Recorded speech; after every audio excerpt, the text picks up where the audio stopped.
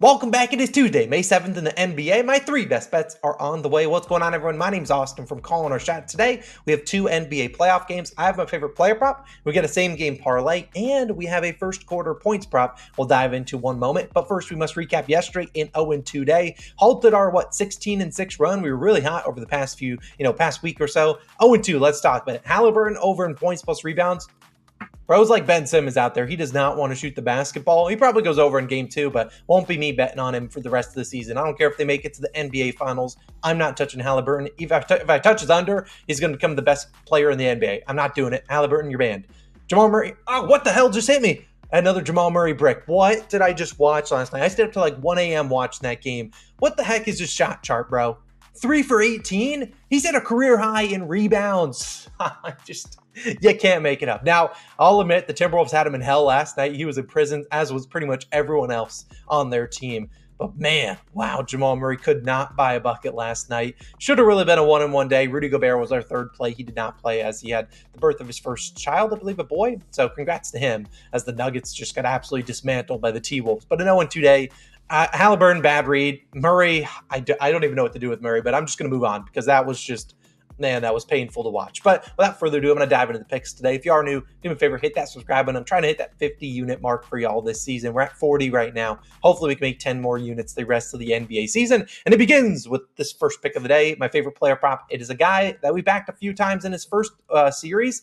And he's Mr. JDub, Jalen Williams of the OKC Thunder, over 24.5 points plus assists, minus 120 on FanDuel. I like both his points line and I like his assist line, hence why I'm combining them. Now, if you recall back in the first series where they played against the Pelicans, mostly we were doing JDubs over in points plus rebounds. I like that matchup a lot more for his rebound sake. Today, I like this matchup. I think is better for his assists, and I'll talk about why. Now, obviously, in that first opening round series, the first series for a lot of these OKC Thunder players, you saw JDub play pretty well, averaged 21.3 points per game and 5 assists per game. I averaged a good amount of rebounds, but I'll talk about why I don't like the rebounds as much in this series. He had 23, 28, 26, and 28 points plus assists, played 35 or more minutes in all the games, and that included 2 blowouts where they smoked the Pelicans by 20 and 30 points. Now, JDub's rotations do feature him starting at the beginning of the fourth quarter, so even if they're up 30 points, typically starts there, and that's when he's most aggressive, is with that fourth quarter unit and with the second unit. But even though in those blowouts, he still came through, and I'm confident he will continue to come through. He's a very efficient scorer,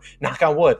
Jalen has played 30 plus minutes in only 2 games for Dallas this year. One of them was the end of the season where they only played, a couple minutes because the game really didn't mean a ton. Then they also, I think they smoked the Thunder, the Mavs by 50. But in those 2 games where he played against Dallas with 30 or more minutes, which he's locked into today, he had 23 and 5 and 27 and 5. So look, 30 minutes is honestly really low for JDub today. If he only played 30 minutes, something went wrong. He either got injured or got in foul trouble. But like I said, 35 or more minutes in all the 4 games against the Pelicans, and they're going to keep playing him out there. He's not only a great defender, great playmaker, great shot creator.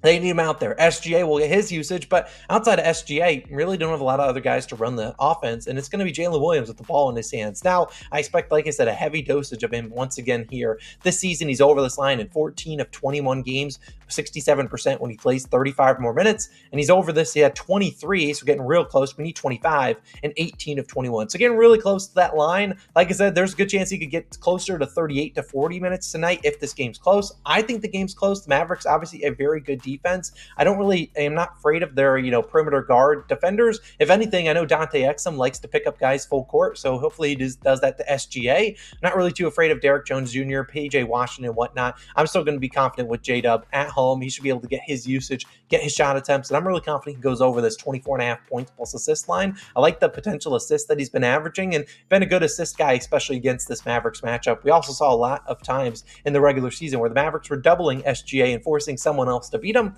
If they do that here, that'd be perfect for our Jalen Williams bet. So I really like his over 24.5 points plus assists. You can take it at 25.5. I think JDub comes through for everyone tonight, regardless of line. JDub, we're big fans of you. We're going to be barking tonight. Now, my second pick, we're going to stay in the same game. I might be barking. I don't know. After Jamal Murray, I'm pretty much ready to do anything after what I just watched last night. This is going to be my SGP. We're going to stay in the same game, Mavs versus Thunder, obviously, and we're just backing actually one guy here. Same game parlay, Chet Holmgren, 12 plus points and 8 plus rebounds. Now, you can take this on FanDuel. They have the alternate points lines where you can take the 12.5 you have, or 11.5, and you have the rebounds line in there too. I like his rebounds line at 8.5, just a little bit too juiced for me. And I also don't mind his regular over 24.5 points plus rebounds, but obviously I think there's more ways for this 12 and 8 to hit than there is for the points plus rebounds at 24.5. Obviously, there's ways that he doesn't hit one of them, hits the other. I could go either way, but I really like this spot for Chet to not only score some points, but also get those rebounds. Now, in the regular season, first Dallas, Chet had a pretty good track record, 11-11,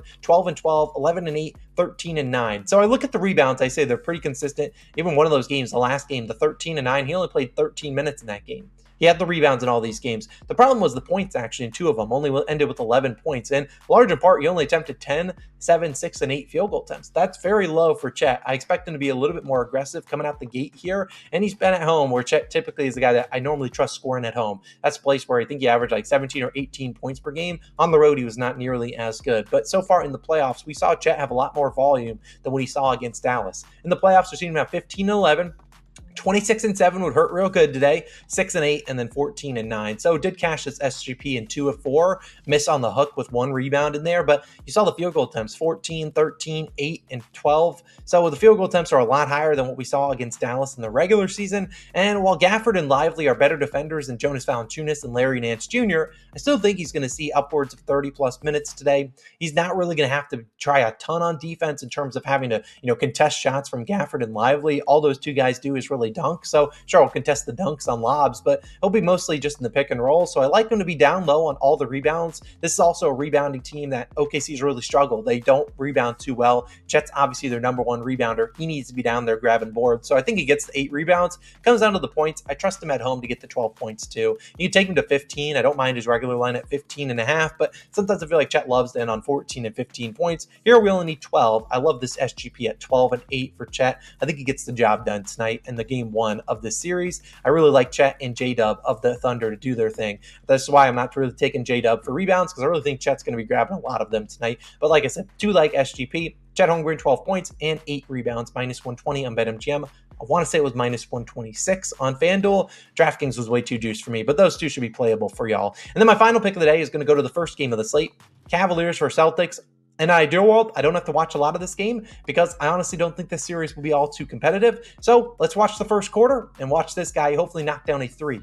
Al Horford, over 2.5 first quarter points, minus 110 on DraftKings. Probably the last guy you expected me to take a first quarter prop for. Now, before you're like, Austin, you're out of your mind, why are we taking a first quarter prop on Al Horford? Well, we cashed one for Tobias Harris. And if Tobias Harris could get it done in the first quarter, so can Al Horford at home. Now, I will put something out there. If Al Horford, first basket, 3-pointer, hits, and that's how he hits the first basket and it's a 3-pointer, well, I'll record tomorrow with my shirt off. There you go. That's your deal for you. Because I don't think that we're that lucky. But I really like this matchup for Al Horford to be given some open shots. Obviously, Kristaps Porzingis, the starting center for the Celtics, is out. Don't know how much longer he'll be out for, but probably for at least a few games in the series, at least the first 3 or 4, probably the whole series, if we're being honest. But if there's anything I know about the Cavaliers, I watched from them all season, watched from them against the Magic, they're willing to give up open 3-pointers. This is a team really struggling against the catch and shoot.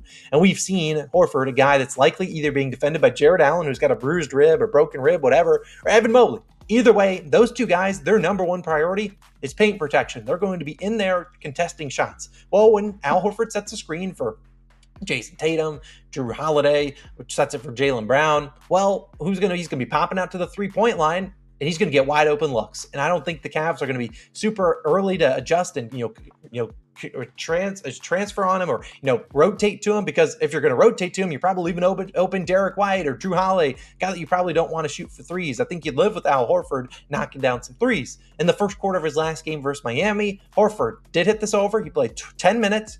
1 of 2 from the 3-point line. He scored 3 points. That's all we need today. Horford, mostly a 3-point shooter for the Celtics team. And Horford this season shot 42% from 3, 45% last year. And in the 3 games of their last series for the Cavs, we saw Wendell Carter Jr. when he starting in the lineup, scored 4, 5, and 5 points.